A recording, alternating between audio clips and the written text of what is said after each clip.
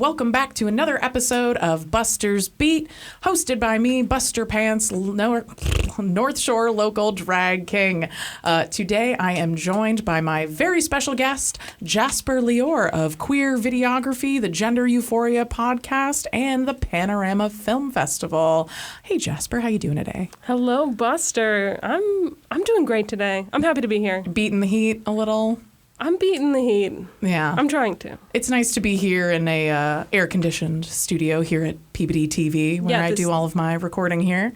So yeah, they've got the AC blasting for us today, which I super appreciate. For those of you watching maybe later in life, this is that mid-June, that Juneteenth heat wave that's hitting us all hard right now. So I'm going to the beach after this. I don't know about you. I'm going to my air-conditioned house. Well, that works too. Excellent. So Jasper, welcome to my podcast. Tell the fine watchers and listeners of this world who you are, how you like to identify in all the different ways in life. I'm Jasper. Okay. I identify as a non-binary cartoon character with a mullet that stops traffic. Tell me about Queer Videography. How did that get started? How did you become a videographer? Like, did you go to film school? Was there a deep love there? Was it totally random? You picked up a camera and said, hey, this is dope. Tell us. Queer Videography is a production company in Salem, Massachusetts. We do all kinds of things. We do gay things. We do not gay things. We do other... When you gotta. We do other gay things. I have always made films. Just like, as a kid, I was making films. There's home videos of me young in my youth. There's some great home videos my next door neighbor just sent me as a child being sassy and kind of queer. I guess I've just always been queer. I've always made films.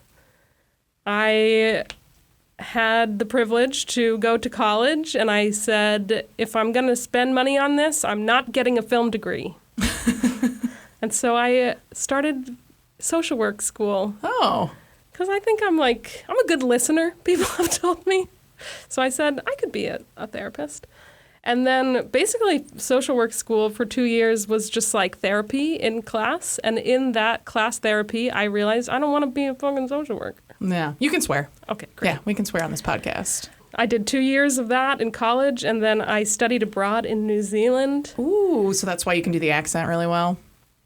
Well enough, I think. Better than me. I can do it. But. I went to New Zealand and I studied at Massey University in Wellington, New Zealand. And that school is very creative, and they do university differently than in America. So I didn't have any homework or tests or anything.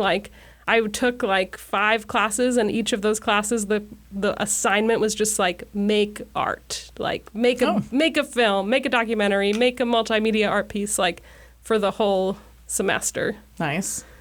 So that was, and you could rent out all their nice gear, and the professors were people who worked in film in New Zealand, and New Zealand's pretty small, so everybody knows everybody. So I really got integrated into that community. Nice. And I also was a senior in college, and the people in my classes were freshmen.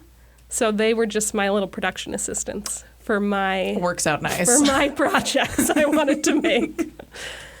And that was a great shift for me. Mm-hmm. I'd done a lot of social work. It was boring and stuffy and not fun. And then I did a year of film school in New Zealand. And then because the schools don't work the same way, I transferred back a ton of credits and just gave myself the equivalent film degree from the University of Montana, where I went to college. So are you from Montana?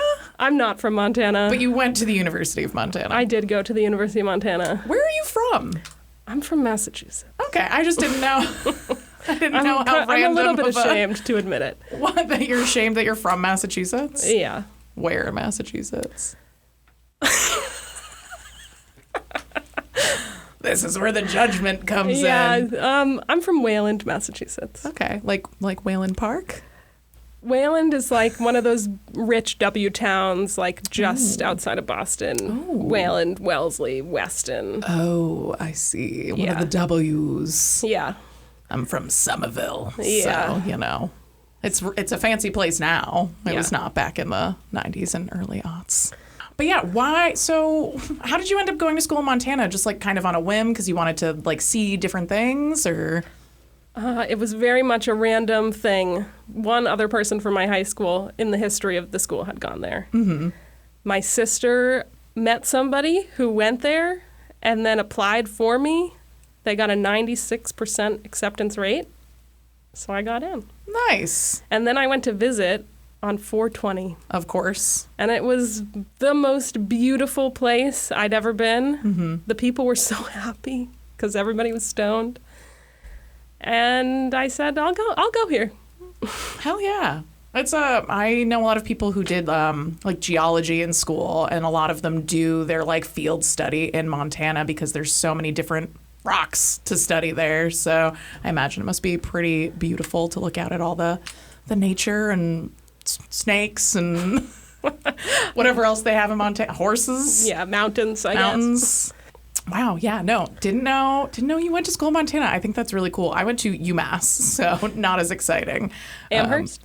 I went to UMass Amherst for 1 year, which I also visited on 420. And I was like, this place seems pretty chill. But like, I didn't want to go to college at all.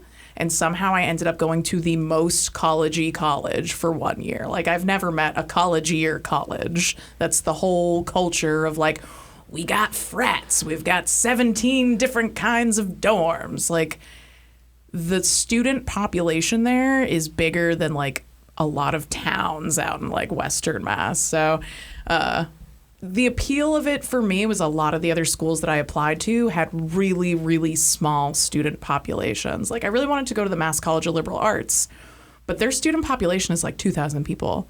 I was like, there's not even 2,000 people, or there's 2 to 3 times the amount of people I'm going to high school with. So like, I can't imagine like shrinking my world down that small. But it's a beautiful campus.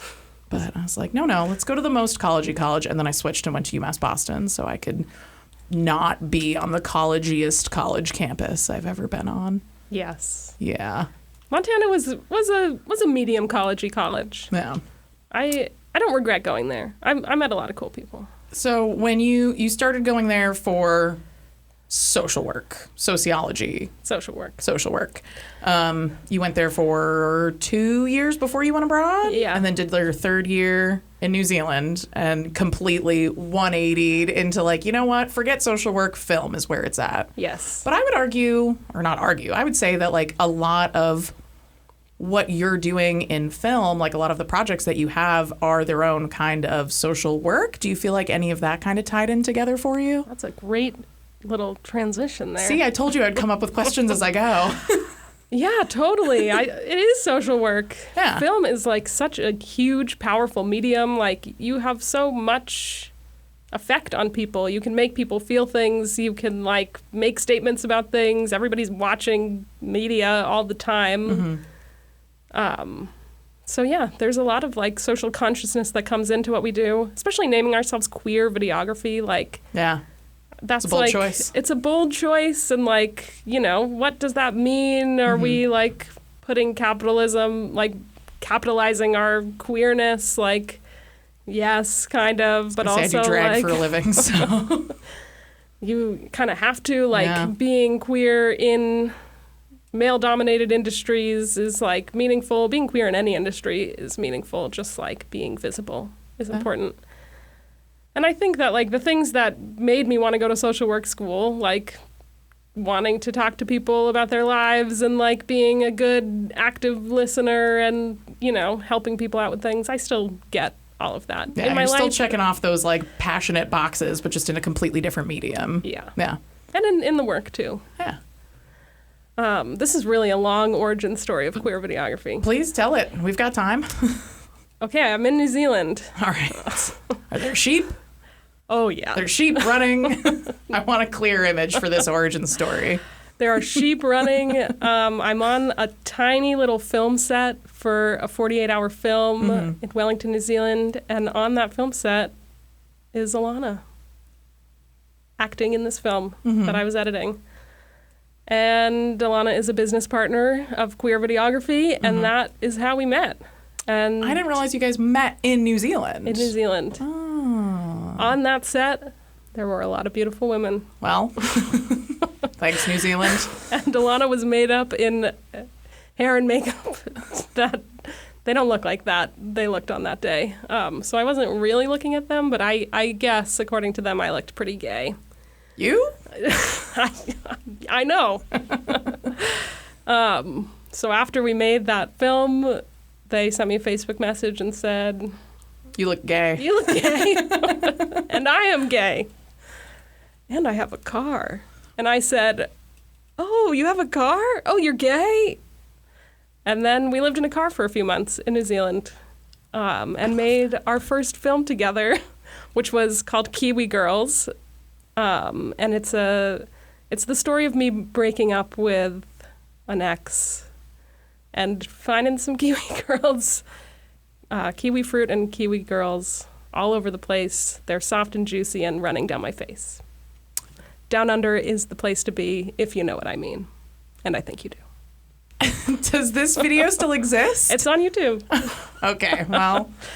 I would say that making that music video, living in the car with Alana. Oh, it was a music video. We wrote the song and made the video. I was going to say, because I know that you also have musical talents as well, because you do your own theme song on your podcast. And I can very poorly play besides ukulele. read? I can't read. Can't read. Don't ask me to read. Don't ask me to spell. No, I wouldn't. Don't ask me to run long distances. Okay. I'll try not to. Okay, so you make Kiwi Girls. That I'd say is like, it wasn't the origin of Queer Videography, because at that time we weren't like, we're going to be together and have a business. We were just like, we like making films and we're in New Zealand and like, this is a lot of fun. I mean, that can still be, it still led you down a particular path that like came to be Queer Videography. Yes, so I mean, it's the light origin story. It's like when I say my origin stories are drag, when I got cast as the big bad wolf in, 7th grade production of Little Red Riding Hood, or any of the other male parts I got cast in throughout my childhood. Oh yeah, didn't we talk about that? How long you been doing drag? I'm like, my whole life. I feel really that. But like intentionally for pay, only a few years. We talked about that on Gender Euphoria, I think, how we were cast as the male parts in our school production. So check out Buster's episode of Gender Euphoria. Is it out? Coming soon. Yeah. Okay. No, I had a lot of fun being on your podcast. You want to pivot to that a little bit? Talk about Gender Euphoria? Sure, we didn't even get into Queer Videography at all. Well, we can go back. There's no linear timeline here. We're segueing. All right, we'll segue. Well, so Queer Videography came before Gender Euphoria, or did they kind of emerge at the same time? Queer Videography came first. Mm-hmm. Life just happens, Yeah. Life is a nebulous blob of a timeline. So a lot of things happened between New Zealand and the inception of QV, but now we have a production company, Queer Videography. It's COVID. I'm in a gender crisis. As I think many people were during COVID. I'm figuring things out. I'm feeling a lot of dysphoria. I learn the term gender euphoria. I think that sounds like a positive side to this gender thing. I don't know anything about it. I have a media company. Let's start a podcast and talk to people and try and figure it out. Nice. And that is how Gender Euphoria happened. And I'm happy to report that worked. If you ever want to you want to learn start things, a podcast. Just start a podcast. That's true. And talk to a bunch of people. Yeah. So did you kind of discover your queerness through the podcast and through like Queer Videography? Like, did that kind of tie into how you identify now, or did it give you like an outlet to explore your gender or things like that? I think that I have always been queer and always been gender queer. And I think that those things I knew those things before I did the business and the podcast. But I think that it's like a fun kind of mirror, or like, I don't know, mirror is not the right word. It's like a good container to grow within. And just like a terrarium. A terrarium. Yeah, they're both little terrariums. I feel like every time I do an episode of Gender Euphoria, I just feel so euphoric. And I learn things or maybe not even learn things, but just like put new words to things or like put new concepts as people explain their own gender and like their own gender euphoria and what that means to them. And then I know, like, I find myself, if something comes up in my life or like I see something that reminds me of an episode, then it's like, oh, here it is. What they said on the podcast is here in my life. It's true. Everything they said was true. Am I in the second season? You're season third? Season 3. Okay. Season 1 and 2 are out. On so Spotify. You can check those out. Spotify, and Apple YouTube? Podcasts, Apple? YouTube. All the things? All the things. Okay. Not a video. Just audio. That's fine. It's a podcast. Yeah. What does gender euphoria mean to you? Where do you get your gender euphoria from? Oh, gender euphoria. Now that you have 3 seasons of a podcast under your belt. I get a lot of euphoria from the people I talk to on the podcast and just the people that it reaches. Mm-hmm. Gender euphoria is so many things. Yeah. It is like, it's power, it's joy, it's happiness, it's self-love. It is a superpower in a way. It's like, of all the bullshit that it is to be a trans person in the world, there is this amazing feeling of euphoria within yourself and your community that we have the power to feel together. And I don't feel gender euphoria that much. Like, definitely it comes, and definitely there are times that I'm like with people and just vibing, and it's like, oh, hey, hi. Just a little sprinkling of it here and there. But yeah, I think like a lot of people talk about their clothes and their presentation and like the art that they make, and movement I think can be euphoric. I think that just like when I kind of forget that there is a world around me, or I just like feel totally a part of this world, like connected and like grounded and, you know, solid in my core and myself, I feel gender euphoria.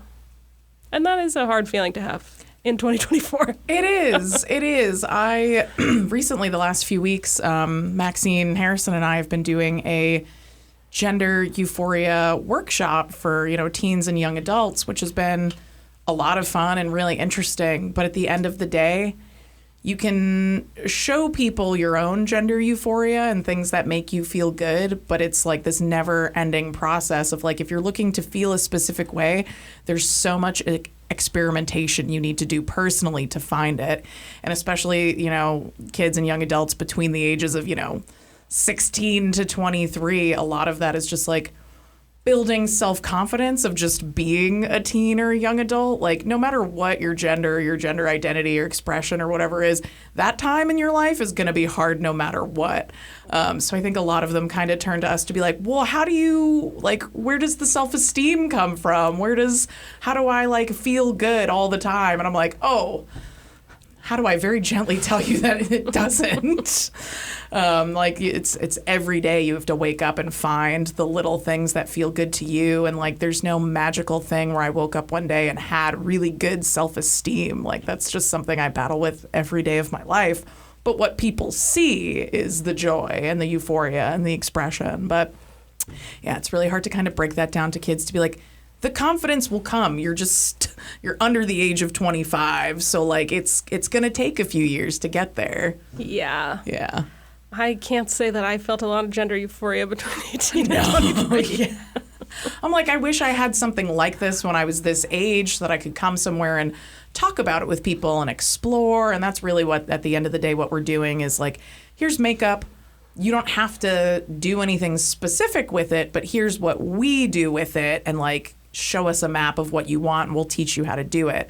Last week we took them all on a field trip to the Salem flea market so everyone got like a little budget and we could buy them all clothes that help them express their gender. And I was like, man, I wish I had this when I was 17. I had Bagley when I was a kid instead of Nagley because that was the Boston area one. But it was kind of like an AA meeting.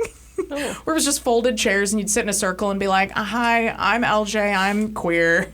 And like you'd hang out afterwards and stuff, but like there weren't any workshops or speakers or things coming in. So whenever I'm presented with an opportunity to do that, even though my stage persona is not usually geared towards children, I do like to, when I'm presented with the opportunities, clean it up and be a role model for young adults, because I didn't have that when I was a kid. So as much as I'm like, children or teens, I'm just like, it's still important to show people, regardless of whether or not you're appropriate for that age. Like, I can be, I can show people how to be gay in the world and be happy, or not how to be, but just like, I'm a queer adult and like, I'm doing just fine for the most part. So Totally. like, things will get better. You're still just going through puberty. Yeah. That's amazing that you're doing that, because like, trans community is so important. Mm-hmm. The first time that I was in like a completely trans space or like community space, it was kind of life-changing to me. I had never been in a space before that was entirely made of trans people. What was that experience? Or like, what can you, like, was it an event or? There is an amazing organization called Gender Illumination, and they host... Elimination or Illumination? Illumination. Gender Illumination. Well, that sounds like there's no genders anymore. Gender Illumination. Illumination. I had to make sure. No, thank you. And they do a lot of amazing things. And during COVID, at the beginning of my gender crisis, I was a part of a cohort of a workshop called Gender Journeys, where they would match a mentor with a mentee. And there was like a group of us, and we'd meet on Zoom because it was COVID. And it was amazing. Yeah. I really recommend it. Gender Illumination. Illumination, not elimination. And season 3 of Gender Euphoria, you can hear from the founder of Gender Illumination. Oh, really? Yeah. That's awesome. Coming soon. When is that coming out? Will it be out by the time this episode airs, maybe? It might be. Later this summer? It might be. In a month or two? It might be. We'll find out. Stay tuned, everybody. Gender Euphoria. It is a really great podcast. When you asked me to be on it for season 3, I immediately binged the first 2 seasons. It's anytime I'm on something, I'm like, what can I watch to prepare or listen to prepare? And it honestly, there are some episodes that made me just like get really teared up and being like, it's so nice to hear other queer people being queer, talking about their gender, having a nice time, and especially focusing on like the positive side of that, because there is a lot of negativity that surrounds the queer experience. So it is nice to listen to something that does really focus on the joy and the euphoria of it. So I very much like your podcast. So that's a plug to you people out there. Go listen to that podcast when you're done listening to this podcast. Thanks, Buster. I got to point at all the cameras, Are you pointing at yours? There you go. Good. Yeah. Maybe less threatening. Less threatening. I know you said the early pandemic days were kind of your like pressure cooker for your queer, non-binary, but you've always known that you were queer. What is like your queer origin story, or like what are your first feelings of knowing, or how did the pandemic kind of change things for you and that? I knew that I was queer in middle school, and I wasn't closeted, but I wasn't out necessarily. Like, I feel like everybody knew, kind of, through middle school and high school. I wasn't like keeping it a secret, but I wasn't maybe announcing it. I was going to say you weren't being explicit about it. And through that time, I unfortunately continued to try to give men a chance. Which was a grave mistake. Oh, no. If any 7th graders are listening and you think that you might be a lesbian, just give up on men. This is your sign. We give you permission. You don't have to keep dating men if you don't want to. And then like in college, and I was pretty out, definitely as queer. And like I identified as a lesbian, but always was like, I don't really know how I feel about that label. It doesn't really feel that good to me, but I know that like I'm definitely not into men. Yeah. Sapphic. Sapphic, yeah. Sapphic. Today I identify as pansexual. I don't really care. If I like you, I like you. All right. But the gender stuff happened in the pandemic, and that was looking back on it, it's like, well, duh. Like, you were cast as the boy in all your high school plays. You wore basketball shorts for every day of 5th grade. Oh, the Adam Sandler core outfit. But I was in a department store during COVID, and they had like single stall changing rooms. Like one was in the men's section and one was in the women's section, but they were just kind of like in the middle of the floor. This is like not a bougie place. And I was buying some men's clothes, and I was like going into the men's single stall dressing room that just had a picture of a man on the door. And then an employee like kind of sternly told me that I wasn't allowed to go in there and that I needed to take those men's clothes to the women's dressing room. Oh my God. And then I cried. Oh no. And then I thought, why am I crying about this? And then I thought, I think I'm non-binary. Yeah. And I thought I'd never be able to go back into that store again, but I still love it. And what store? Can I ask what store? It's Reny's, a Maine adventure. Reny's, a Maine adventure. It's a great store. I'll check it out. We're in Maine. I'm sure there's multiple locations, but Wells. Go straight to the men's dressing room. Wells, Maine. Yeah. Okay. Yeah. We should all go in. A little queer takeover. Yeah. If you ever see me in a solid colored T-shirt, which I'm sure you have and will, it's from Reny's. All right. And I say that I'm a cartoon character because I just have like a series of solid colored T-shirts. So like my closet is like a cartoon closet. It's like, what do you want to wear today? And it's all the same outfit. Mine is just a pile of black clothes. So then I have to be like, but I don't want this plain black T-shirt. I need this plain black T-shirt. And then it's me with 40 plain black T-shirts being like, where's the one that I want? That's very Salem of you. Yeah. Well, and I do it in like the least goth sort of way. I'm like, it's just easy to match my outfits. Yeah. If everything's black. I don't wear a lot of black. It's not in my color chart. If I get any bright colored T-shirts, I'll send them your way. And if you get any black ones, you can send them my way. Oh, perfect. Sometimes I also wear white T-shirts, but I feel like there's too much power in a plain white T-shirt, you know? With Definitely. great power comes great responsibility. I'm going to get that thing stained immediately. Yeah, there's gonna be coffee on it. There's going to be food stains on it. And if I happen to have like the freshest, crispest white T-shirt on, I'm going to sweat right through it. Yep. You know? Yeah. Or makeup, whenever I'm doing drag and I have a plain white T-shirt on, I'm like, yeah, I look good. And then I take the T-shirt off and it's just all like powder and bronzer and like schmutz for my eyes. And I'm like, well, it's nice while it lasted. How many pounds of makeup do you think you have gone through? Wow. I mean, so makeup's pretty light. And I use a lot of powder more than cream. So I don't even know if I would have hit a pound by now. So, okay. Yeah. I don't go through I've been using the same eyeshadow palette like since the pandemic. Because I didn't really start doing makeup in my drag until the pandemic when I just had too much time on my hands.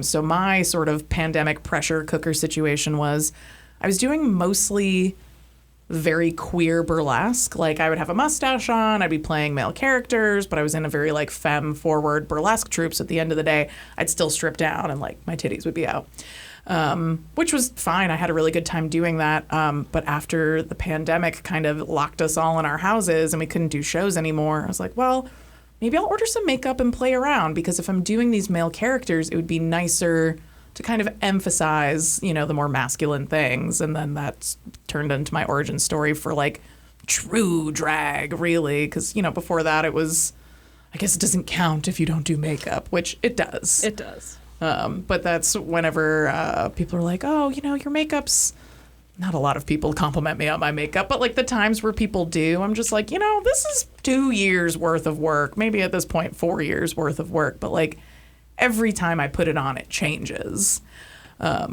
So, yeah, especially like teaching people makeup, I'm like, I got to this after a very long, winding road. So, like, if you are doing your makeup here today and it doesn't look the way you like it, that's okay. You can do it again tomorrow and see what happens. You can do it again in an hour from now and see what happens. I always relate it back to, like, the writing process. I had a teacher who would always say, writing is rewriting. Like, you're never done writing. Even if something's published, you could still go back and find things that you, the writer, would change about it. It's the same principle for makeup for me. Like, I'll do makeup and I'll think it looks incredible. And then I'll get photos back from it and I'll be like, ooh, okay, so next time, like, bring that contour down or up, or like, don't do this color eyeshadow anymore, or that mustache shape was really crazy. So it's just like a constant, like, editing of myself, but in a positive way, just finding ways to express myself better. Yeah. But yeah, the pandemic, I think, was a big lockdown time for people to be like, well, now I've got this free time, might as well explore my gender and sexuality. Yeah. Or it's like, oh, I'm not living in a society that's constantly hitting me with heteronormativity. I'm not being perceived regularly. Incredible. Yeah. Or especially, like, you know, wearing masks all the time where people don't know. They don't know what's going on under there. Totally. I've always kind of identified as non-binary. I haven't always had, like, the vocab for it, but I've always known it about myself intrinsically. But, like, little tiny dots of gender euphoria, especially during the pandemic, because I wear really boxy, oversized clothing, and I had very, very short hair at the time, and I'd have a mask, and I'd be doing Instacart and dropping off groceries, and some little old lady would be like, oh, thank you, young man, and I'd be like, you're welcome, thank you, have a great day. I love to be gendered as a man. It's always, like, really kind to old people, or, like, if somebody's asking me for change, and they're just like, hey, man, and I'm like, no, leave it there. You're right. It is hey man. I've been like experimenting with how I say hi to people, like that I pass on a walk or like on a hike, like because for a long time I had my like the voice go up, but now I'm like, hey, what's up? Hey, what's up? And that's been euphoric for me. Sometimes I call it like my parent voice, because I'll be talking in this register and then my phone will go off and I'll just be like, hey mom. I'm like, oh, who is this? I hate that when I do that. Yeah. Switch into my customer service. Or I was gonna say when I'm doing customer service too a lot. Not so much anymore, but like I've definitely had that where somebody walks in and you're like, hi, take a seat. Oh, it's you. Yeah. Never mind. Hey, take a seat. Hey, take a seat wherever you'd like, brother. Yeah, exactly. Yeah. Incredible. All right. New Zealand happened. You come back from New Zealand. I'm back from New Zealand. I graduated from college in Montana. I moved to Minnesota. What? I know. I'm trying to hit all the M states. Apparently. And I Mississippi? I haven't done Mississippi. Missouri? Haven't done Missouri. Haven't done Maryland. Ugh. You've got a few. All right. Continue. I'm like I'm halfway there. Okay. I start freelancing in video, and honestly, like, that's kind of working. And then a friend of a friend starts a wedding video company, and I start working for him. I'm wondering how much I want to disclose on this podcast. Well, if you say anything that you decide that you want edited out later, we can edit it out. Okay. If that makes you feel better about any of it. I'm freelancing. None of this is live. Yeah. Fuck you. And we can swear. We've got clearance to swear on this podcast. I start working for someone who's doing a wedding video business, and I see that he's doing it, and I think I could do this. But I don't want to live in Minnesota. And so I'm with Alana. Michigan. We forgot Michigan. Oh my God, I'm so sorry. I'm so sorry, Michigan. I'm not even halfway. Oh my God. Okay. North Dakota? Okay. California. Alana and I decide we can do a wedding video business, but we don't want to live in Minnesota. So we moved to Puerto Rico.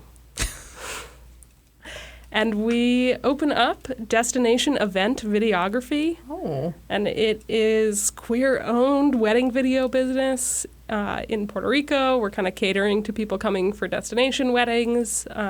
We book our first clients who found us because they are two women and they had hired a wedding company or a video company, and the videographer said, although we respect you, we are not going to film your gay wedding.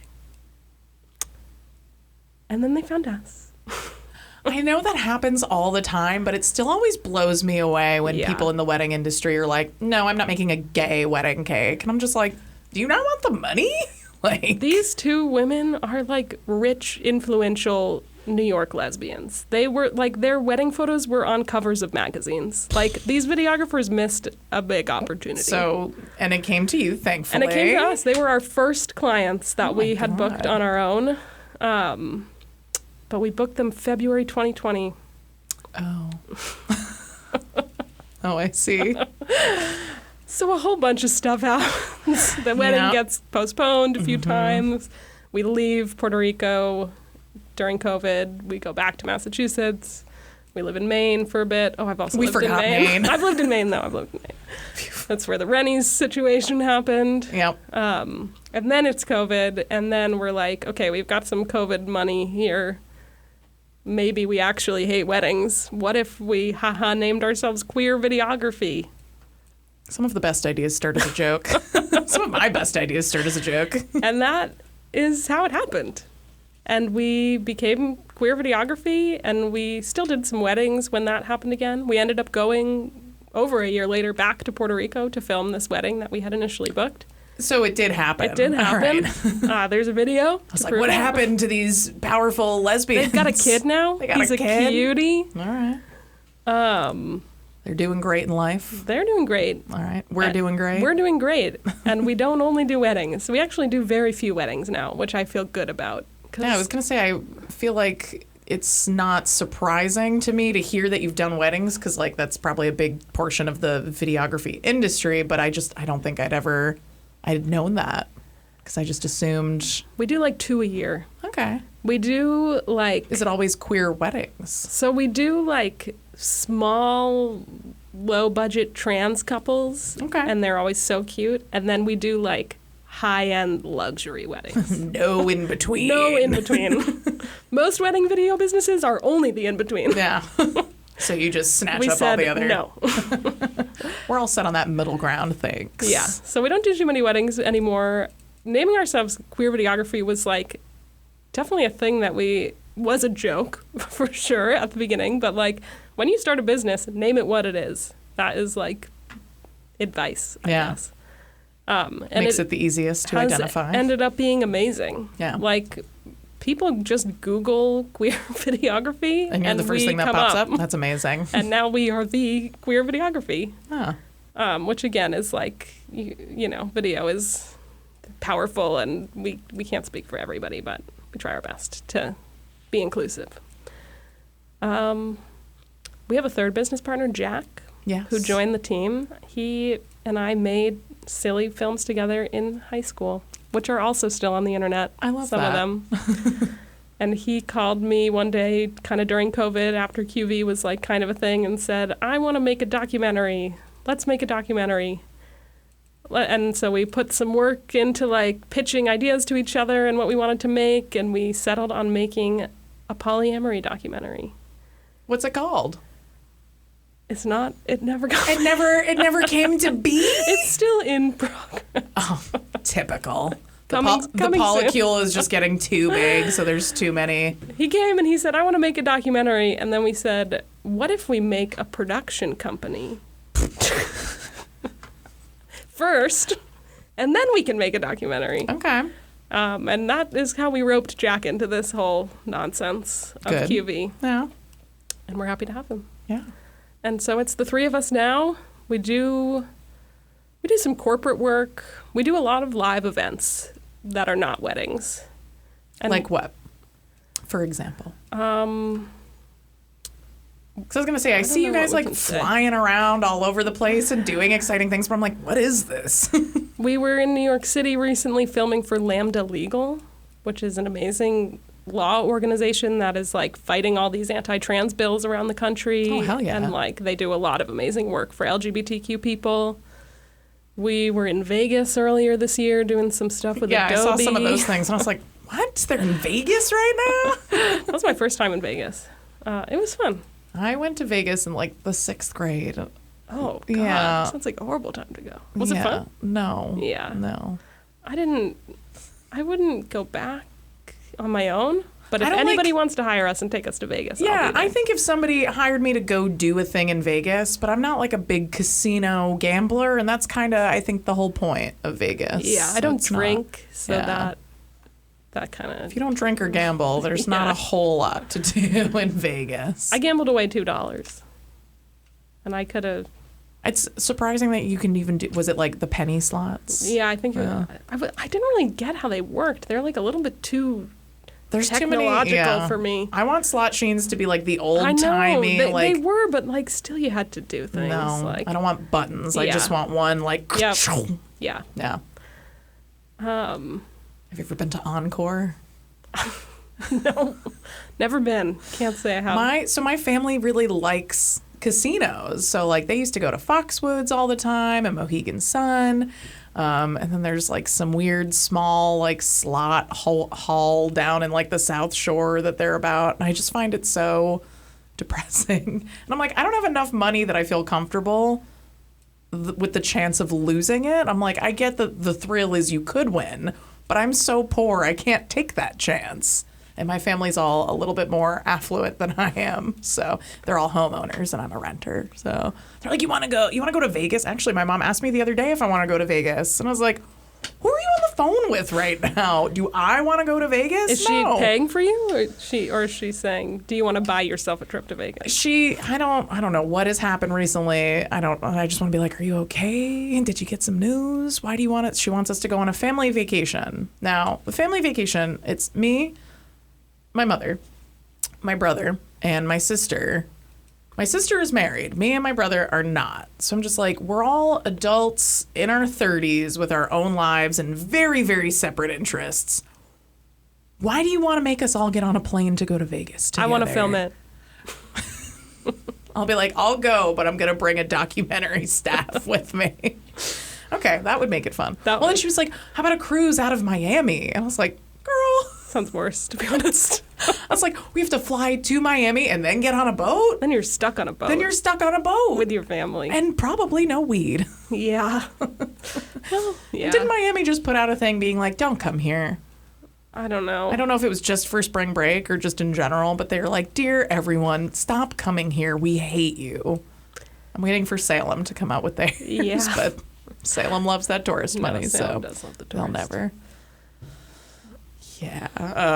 God, I'm just thinking about family vacation. I love my family, and we get along pretty okay for the most part, but they're very straight. Yeah. And there's very little overlap in the things we like to do for fun. So I'm just like, I love the idea that you want to go on vacation together, but the reality sounds like a nightmare. I think they love the idea of it, too. Yeah, well, I was like, you can go with... I was like, Mom, if the three of you want to go to Vegas, I will not feel badly. Like, I won't feel left out. I won't feel excluded. And she was like, well, no, we can't do that. I was like, you could. Please don't guilt me into going into Las Vegas. I don't like flying. I don't like gambling. Don't go to Vegas. Get paid to go to Vegas. That is my advice. Yeah, I'll work on that. Getting paid to go there was great. Yeah. We do a lot of work with Perkins School for the Blind. They are a big client of ours that I really like. That's like the social work kind, like how that plays into the work, I would say. Mm. So we make videos for different departments. We're doing some cool projects with them. We've learned a lot about digital accessibility, in video specifically, but just in general, which is such a great thing to know about as a video company. It's like you guys do so much. Like it's such a wide array. It's really cool because like with videography, you have all these options where it's like you can do all these artistic outlets, you can do the corporate things to sustain. Like it's such a good mishmash of things to like get your hands in there, and whether you're intentionally doing it or not, like you're opening the door for other queer people just to be in the world because it's like, oh, these straight people hired me to do this corporate thing. But now it's on their docket that they've worked with queer videography. So then, the next time somebody queer wants to work with that company, they know like, okay, these people might be a safe space or at least a safer space than like a regular corporate situation. Totally. Which is really cool. Yeah. We also have a queer video group that is like a community of queer videographers in the Boston area and now beyond. It's growing. So if you're a queer videographer, you want to join QVG, Queer Video Group, hit me up. What is it, like a Facebook group? Right like now a networking it's like an group? Instagram. It's like a group Instagram message, and we have a Discord. And it's definitely growing and kind of figuring out what it is. But like, people Google queer videography and they find us. But like, we are queer videography, but like, queer video is like so much bigger than us. So. Yeah, you guys got in on the name, but you don't own the whole platform. So we want to have a network of everybody that we can refer to, and we can help each other out, and I don't know, bounce ideas off of each other, give each other jobs. Is that where you find people for, or good segue into your Panorama Film Festival? Yeah. Why don't we launch into that? Because that's a really cool thing. I mean, people listening to this, it's happening tomorrow, but if it's happening twice a year, then, definitely worth following. So tell us about that. Panorama Film Festival is twice biannual film festival of short films made by trans and queer young people from around the world. It was started by Mac Allen, who is an amazing person who just like had an idea for this film festival that he wanted to exist in the world for like trans and queer youth. And he just like put it up on this website where you submit your films to film festivals. And I submitted a film that I had made to the festival. And I said, you seem cool. I own Queer Videography. Let's collab sometime. And he said, I don't have a venue or a date or a way to produce this festival. I'm just collecting submissions. Do you want to do it with me? And so I said, yeah. And that is how we became the producers of Panorama Film Festival. That's awesome. And we brought it to Salem, where it has a really amazing home here. I was going to say, Salem is a great hotbed for queer activity. Yes. And like, it's just like so heartwarming to have the community come together. We got a lot of like monetary support from organizations around Salem this year, which was amazing. We get a lot of emotional support from the whole community, like, and just to be able to screen these films from around the world in Salem, like, it feels really special. And this year being our third year, like, oh, I didn't realize it was already the third year. I know. Oh my God. It's Time like flies. It's a thing now. It's definitely a thing. Yeah. We got over 300 submissions for this round. We're opening submissions again soon. They will probably be open when this comes out. So out of the 300, how many are like make it to the festival? There's 11 this year. And what is the time length on each of the videos? Like, or what's the maximum it could be? Like, I don't know if these are 2, 5, 10, 30. Like 2 to 20 minutes, I would say. Like, the longest one is 19 minutes, and the rest are shorter than that. I think, like, around 5 minutes, more or less, is, like, a good length. Nice. But we really, like, we have a time that we can have for the whole festival, and then we pick kind of fill in the films that, like, that stand out to us, that we like. Are there different, like, themes for each one, or just that it's like queer and trans filmmakers? Are there like under themes? Or because I know you said this one, you're like, this one has all happy endings. So I didn't know if that was a specific theme or. Yeah, it's like a loose theme. Yeah. We have like a different slogan or like tagline each year. So this year is Can't Ban Joy. Okay. So we're trying to keep it joyfully centered. What have the previous ones been? The taglines? No Shame in Frame. Okay. Was last year. And A Revolutionary Existence was the first year. Nice. Yeah. I like that. We just kind of make them up. Yeah. That's kind of what business is. You just like make things up. You have events, you pick a date, you pick a time, and then it's real. Great. That's what men have been doing, so. Yeah. If men can do it, how hard can it really be? You know? It's not that hard. We can do it better than them because they're kind of dumb. That's why I started podcasting. I was like, how many white boys out there talking about God knows what, you know? Yeah. We can talk about gay shit. We can talk about gay shit. Gay arts and entertainment. That's the whole thing. That's a good thing. It's been a lot of fun. And you were definitely an inspiration with the Gender Euphoria podcast. Like, doing that was a lot of fun where I was like, because I listened to a ton of podcasts. So I think you're the first podcast I've ever been a guest on. And I've been on a few others since then, but it was definitely an inspiration to be like, this is someone I know who's having all these really like meaningful conversations about queerness. Like, that's amazing. So you inspired me. Oh, thanks, Buster. Yeah, you know. Let's see. Speaking of being queer, when you get hired by not queer people, what's that like? Is it different? Is it good? Is it bad? Does it make no difference? Do you feel like some of them are taking advantage of checking off a box by being like, we hire queer people, we're diverse? Or does it change how you guys do things? Or what's that like, working with the straights? It's not as bad as you'd think. Well, we, not like specifically, but kind of generally do charge non-queer organizations more than queer organizations. But that's kind they have more money. Like we give a family discount to queer organizations. So it's not like we're charging people more. We're just charging gay people less. I would say that our ideal straight client is like a woman in like a decision-making position at a corporation who's kind of fed up working with men. And then she finds us, and then it's like, oh my God, these are just my friends. Like, I can just talk to them. They're not going to like wear black hoodies and just shout numbers and letters at me. Oh God. Is that what the straight videographers do? Yeah. Okay. Kind of. I don't think I've ever worked with a straight videographer, so.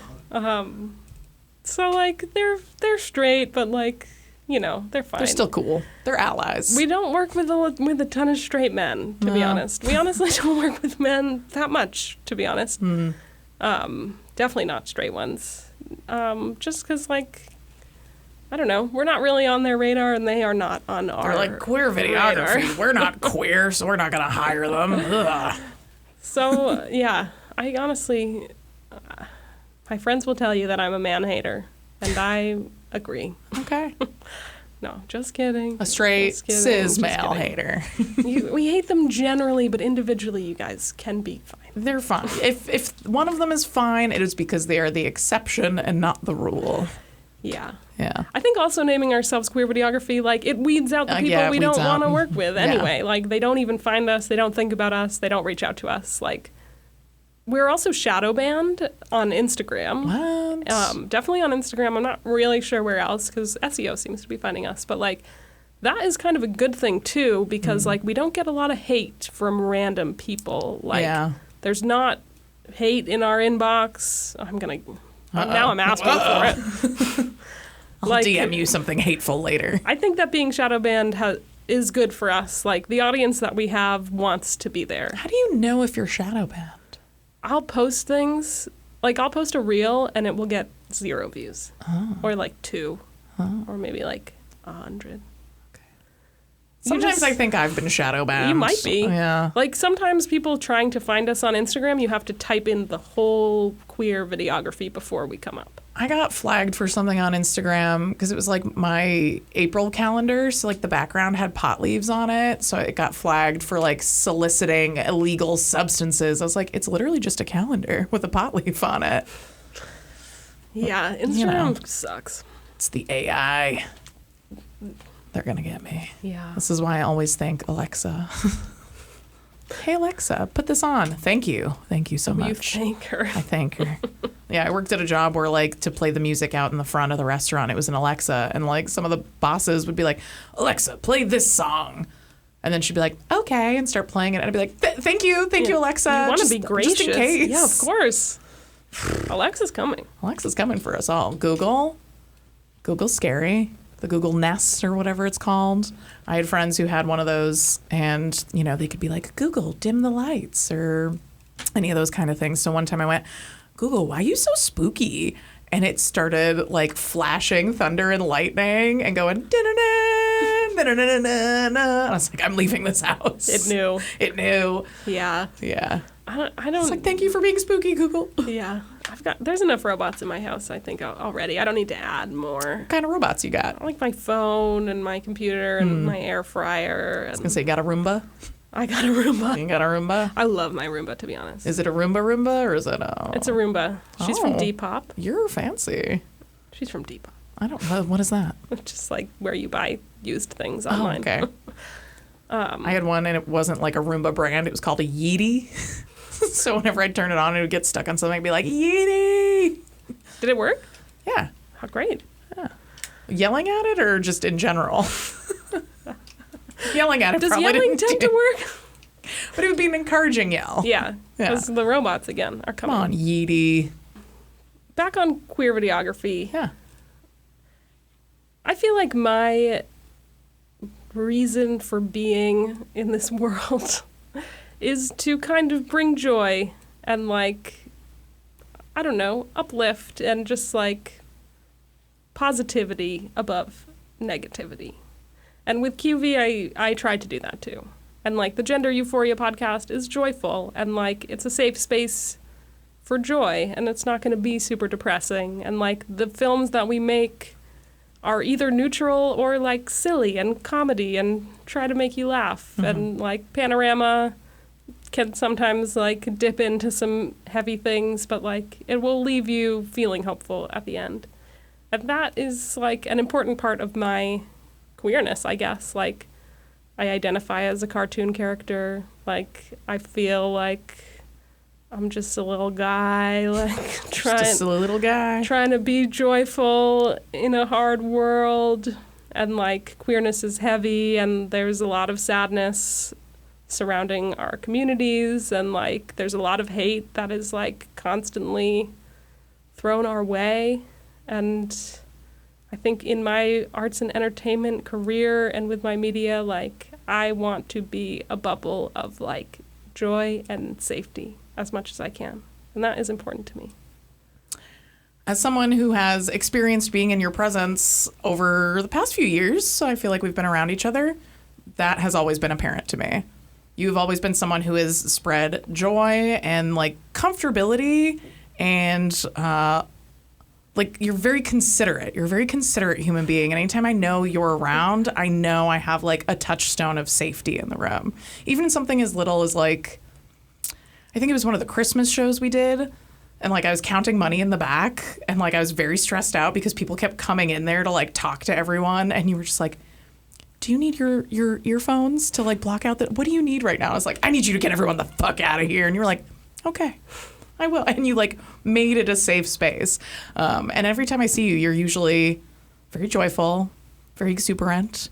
And yeah, you are a safe, kind person that I enjoy being around. So if that is your goal, as far as I can tell, you are meeting that goal. Oh, thanks. Yeah. I definitely am not, like, happy 100% of the time. No, none of us are. But I mean, you spread joy and you don't have to always be in the joy to spread the joy. Totally. Because I get that way myself as well, where people are like, oh yeah, like, you know, when you're on stage, like, because you don't have, like, a stage persona necessarily, but it's like, you know, when I do drag, people expect me to be one way, and then when they see me out in the world, I'm still like, okay, I still have to remember that, like, LJ, the person, is still tied to Buster, so I still have to kind of always be on, even if I'm not feeling it that day. Totally. Yeah. Yeah, when you're a celebrity. Yes. North Shore local celebrity. I'll take it. You are. I always tell people, I'm like, my family has no idea that I'm famous. I should start saying that. They don't. They're like, oh, that thing that you do? I'm like, uh-huh. Yeah, that little hobby I have. Yeah. Ugh, that one People time. People are showing you their tits left and right. That was one time. That was one time. What a time. What a time that was. I got flashed at a drag brunch. Oh, I love that. It's like, we're outside. There's children here. Please. You're Send me a picture, if anything. Might have been a drunk person. It's fine. No one has done it since then. And I'm not saying you should, but no. Well, anyway. Not in here. Not this is public access. We can swear, but I don't know if we can put a big censor bar in front of you. Yeah, well, thank you for being on my podcast. It was really great to have you here today on this incredibly hot day, and I hope you have much air conditioning on your forecast, and looking forward to tomorrow. I'm going to try to make it after that other thing that I'm doing and before the other thing. Happy Pride, everybody. Happy Pride. 29 gigs in 30 days, baby. Yeah, thanks for having me. This was fun. Yeah. How do you feel? How do you feel about it now? I know you were apprehensive. I feel great. You feel great? Thanks, Peabody TV. Thanks, Randall. Thanks, Buster. And do you want people to find you on the internet? You can try, but we're shadow banned. No, you can find queervideography.com is the website. Mm-hmm. Queer Videography on Instagram, on Facebook. Panorama Film Festival, Gender Euphoria. It's all connected. You'll find it. I'm Search Jasper. one, you'll find the others. Yeah. Find me. Find me on the internet. Come join Queer Video Group if you make queer videos. Oh, yeah. Amazing. And as always, you can find me on Instagram at PantsBuster, or you can email me at thebusterpants@gmail.com. So that wraps up this episode of Buster's Beat. So thank you very much, Jasper, for joining me. Thanks once again to Peabody TV and my producer, Randall, for having us here on this hot, hot day and keeping us so nice and cool. We will catch you next time. Be good. Stay gay.